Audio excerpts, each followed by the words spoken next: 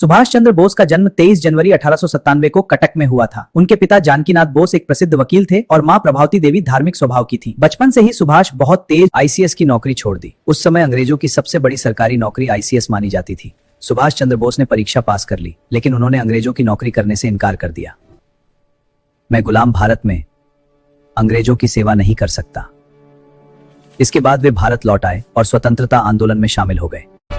सुभाष चंद्र बोस और महात्मा गांधी दोनों भारत को आजाद कराना चाहते थे, लेकिन रास्ते अलग थे। गांधी जी अहिंसा में विश्वास रखते थे। सुभाष चंद्र बोस मानते थे कि अंग्रेजों को ताकत से हराना पड़े। 1938 में वे इंडियन नेशनल कांग्रेस के अध्यक्ष बने। बाद में मतभेद के कारण उन्होंने फॉरवर्ड ब्लॉक नामक संगठन बनाया। 1941 में अंग्रेजों ने उन्हें नजरबंद कर दिया, लेकिन सुभाष चंद्र बोस भेष बदलकर रात में घर से निकल गए। उन्होंने भारत से अफगानिस्तान तक यात्रा की, फिर जर्मनी पहुंचे। वहां एडोल्फ हिटलर से भी मुलाकात की। उनका उद्देश्य था भारत की आजादी के लिए अंतरराष्ट्रीय समर्थन जुटाना। बाद में सुभाष चंद्र बोस वे जापान पहुंचे और वहां उन्होंने इंडियन नेशनल आर्मी यानी आजाद हिंद फौज का नेतृत्व संभाला।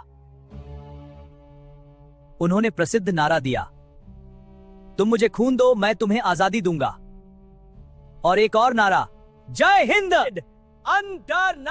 आईएनए में पुरुषों के साथ महिलाओं की भी सेना थी, जिसे रानी झांसी रेजिमेंट कहा गया। सुभाष चंद्र बोस 1944 में आजाद हिंद फौज ने भारत की सीमा तक पहुंचकर अंग्रेजों से लड़ाई की। उन्होंने मणिपुर और पूर्वोत्तर क्षेत्रों में अंग्रेजी सेना को चुनौती दी।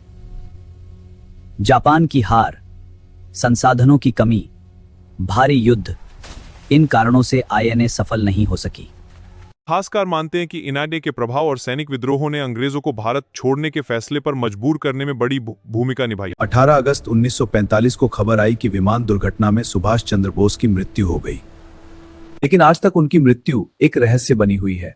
कई लोग मानते हैं वे जीवित थे, गुप्त रूप से भारत लौटे, गुमनामी बाबा वही थे। हालांकि इसका कोई अंतिम प्रमाण नहीं मिला थे। सुभाष चंद्र बोस क्यों महान थे?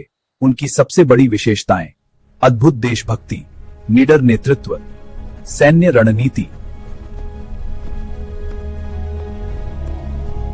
मैंने भारतीय युवाओं में क्रांति की आग। आज भी सुभाष चंद्र बोस को नेता नाम से याद किया जाता है। उनकी आजाद हिंद फौज ने अंग्रेजों एहसास दिलाया कि भारतीय सैनिक अमन के लिए नहीं लड़ेंगे। अगर आपको भारत के वीरों, रहस्यमयी घटनाओं और पौराणिक कथाओं की सिनेमैटिक कहानियां पसंद हैं, तो अभी गुमनाम पन्ने चैनल को सब्सक्राइब करें।